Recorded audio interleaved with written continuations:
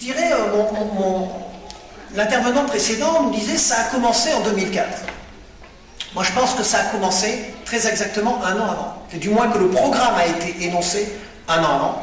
Je répète souvent, pour ceux qui ont l'habitude, qui m'ont déjà entendu, c'est souvent pour moi une date qui est extrêmement importante pour toute une série de raisons, c'est la date de 2003.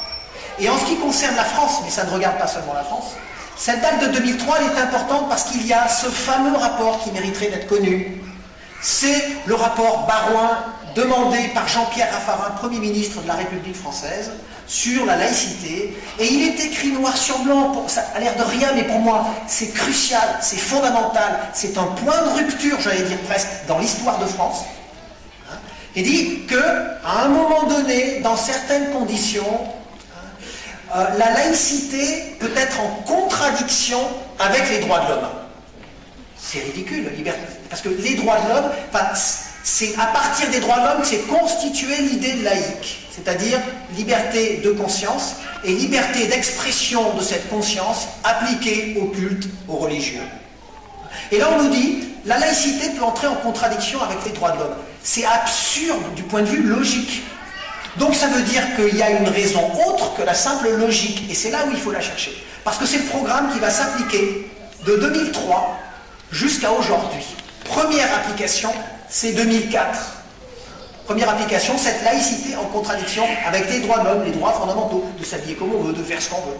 Donc 2004, moi j'ai eu plusieurs discussions avec M. Stasi, qui était un charmant personnage à côté de ça, qui est quelqu'un d'extrêmement sympathique, qui pensait faire le bien. Et j'ai eu des discussions avec lui, je lui dis, mais enfin, mais, cher Bernard Stasi, vous vous rendez compte que cette loi est en contradiction avec les droits de l'homme? Que c'est un simple foulard, que l'école publique, la neutralité dans l'école publique, c'est la neutralité des agents, justement pour que les publics puissent exprimer leurs différences. Là, c'est de la neutralisation, c'est pas de la neutralité, c'est exactement le contraire de la laïcité. La laïcité, ça a été fait pour protéger les différences. Alors il me dit, oui, tu as raison, mais c'est seulement pour protéger les enfants qui sont des mineurs contre, donc ils ne peuvent pas se protéger eux-mêmes juridiquement parce qu'ils sont mineurs, contre l'influence de l'environnement et y compris de leur famille. Bon, je ne suis pas d'accord avec vous, mais dont acte. Dont acte, ok, admettons. Pendant les années qui ont suivi, tout le monde reconnaît que cette loi a été appliquée par les musulmans. Elle a été appliquée quasiment à la lettre par les musulmans. Et on nous explique que, puisqu'elle a été appliquée à la lettre par les musulmans, dans plusieurs débats, on dit, regardez, c'est la preuve qu'on a eu raison de la faire. Non, c'est pas parce qu'une loi est appliquée qu'on a eu raison de la faire si les gens éprouvent de la frustration et si c'est contre une liberté fondamentale. La seule chose que ça prouve, c'est qu'on avait tort de considérer que les musulmans étaient des mauvais citoyens. Mais ça, on ne le dit pas, puisqu'ils ont obéi à une loi qui pourtant leur est défavorable. Ce qui n'aurait peut-être pas été le cas d'une multitude d'autres minorités, à mon avis. Exactement. Donc, mais je dis, dont acte, ok, admettons. Alors, 2009, cette fois, on est parti sur les jeunes femmes en voile intégral dans l'espace public. À l'époque, il y en avait quelques centaines. Hein, et on nous dit, là, c'est vraiment un problème pour la laïcité. Je dis, mais pourquoi? C'est pas des mineurs. Là, cette fois, elles ne sont pas mineures. Donc, vous ne pouvez pas dire que vous les protégez. Ah oui, mais cette fois, c'est pas pareil. Nouvelle justification. On change de justification. Nouvelle justification nous dit, ah mais cette fois, c'est pour l'identification. Je dis l'identification, jusqu'à preuve du contraire.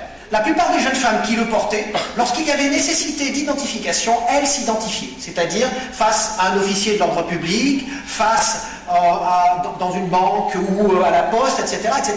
Donc ce n'était pas un problème pratique, c'est un problème autre. Mais, bon, je dis identification.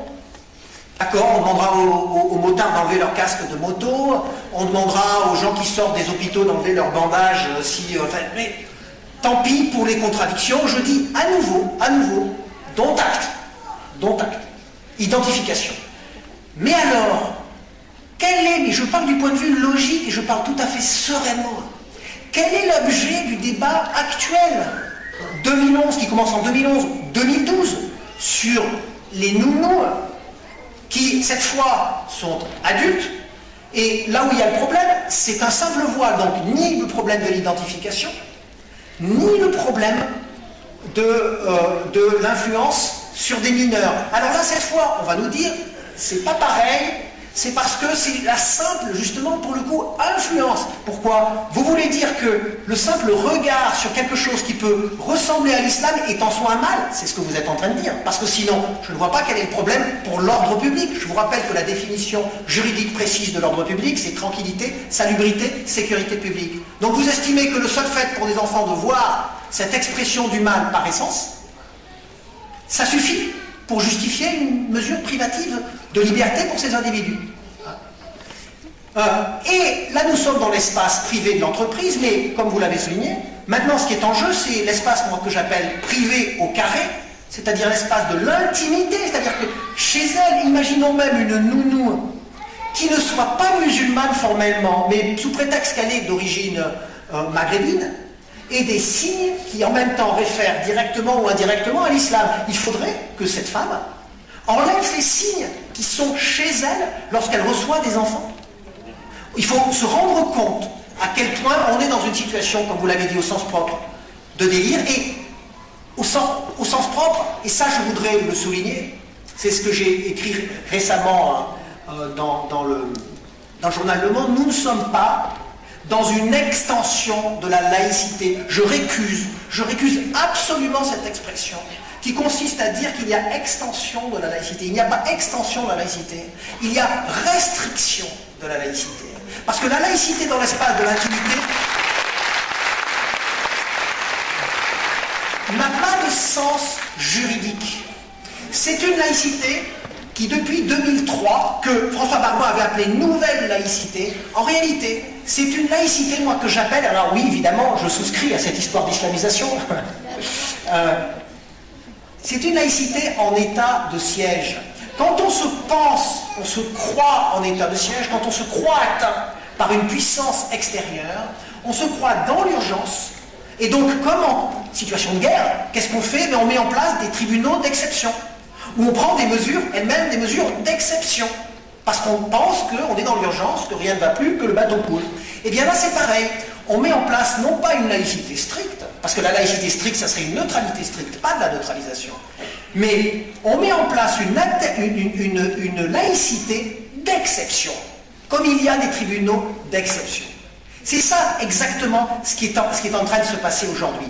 Et le plus grave, c'est qu'on voit bien que l'opinion, c'est ça ce populisme qui est en train de se passer, que l'opinion souscrit à cela. Elle souscrit à cela à près de 70-80%. Les gens aujourd'hui, en France et en Europe, ont le sentiment que la culture européenne et l'économie européenne, que l'euro est sur le déclin. Et ils ont raison, l'Europe a été le centre du monde. L'Europe n'est plus le centre du monde et ça a l'air d'être inacceptable. Mais comme on ne peut pas en vouloir au capitalisme mondialisé, on ne peut pas en vouloir à la Chine, à l'Inde, au Brésil, on ne peut pas en vouloir, pourquoi? Ne serait-ce que parce que ce sont des réalités impersonnelles. Il faut en vouloir, il faut personnaliser la cause. Et les musulmans sont là pour personnaliser la cause. Eh bien moi je vais vous dire, nous sommes dans une période grave, parce que nous sommes dans une période qui, dans sa structure, ressemble aux années 30. Ressemble véritablement à ce qui s'est passé aux années 30. Avec une sorte d'alliance contre nature, qui a été soulignée par Marouane, entre les progressistes et les traditionalistes. Comme dans l'Allemagne nazie. Je vous signale que ça veut dire national, le parti l'idée traditionnaliste, et le Z c'est pour socialiste. C'est l'idée de socialisme du peuple, etc. Et c'est là-dessus que Hitler a pu être élu.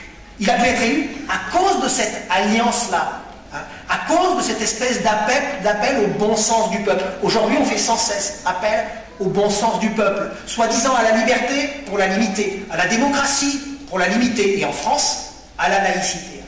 Ça, c'est le phénomène majeur qui se développe à partir de 2003 dans nos sociétés, qui est en train de transformer l'ensemble, le cœur de notre vie politique et de notre vie sociale, et les musulmans sont pris en étau dans cette espèce de machine infernale. Je vais finir en disant, y a-t-il une différence avec les années 30? Parce que j'ai commencé à y réfléchir et je prépare d'autres travaux sur cette question.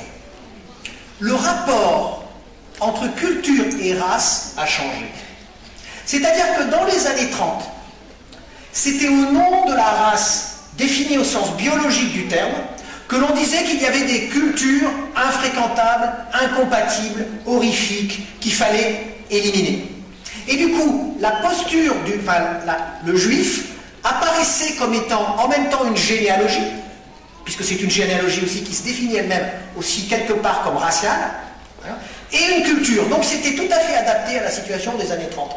Alors qu'aujourd'hui, ce qui est remis en cause en priorité, c'est la culture au nom de la culture qui est la culture de l'Occident, où on fait la synthèse entre ce qui serait ancien, traditionnel, et ce qui serait plus nouveau, comme la liberté, la démocratie, etc. Et au nom de cette culture, on dit, on ne peut pas mettre la culture musulmane. Du coup, on peut justifier ça. On peut dire, ah, mais c'est pas, on n'en veut pas aux musulmans. En tant que tel, on en veut à leur culture. Mais ce faisant, on retourne vers la race, parce qu'on finit par dire, quand même, c'est vrai que c'est la culture, et c'est la seule chose qui est justifiable, parce que c'est anti-liberté, anti-ceci, anti-cela. Mais c'est quand même pas un hasard si ce sont des Arabes qui sont musulmans. Et donc vous revenez à la race, mais par la culture, c'est-à-dire du coup ça devient légitime pour défendre des valeurs, liberté, etc., etc. Par une sorte de processus inverse, ça revient structurellement en tout cas au même. Donc moi je dis qu'aujourd'hui nous sommes dans une situation qui est comparable, donc il faut faire quelque chose. Merci.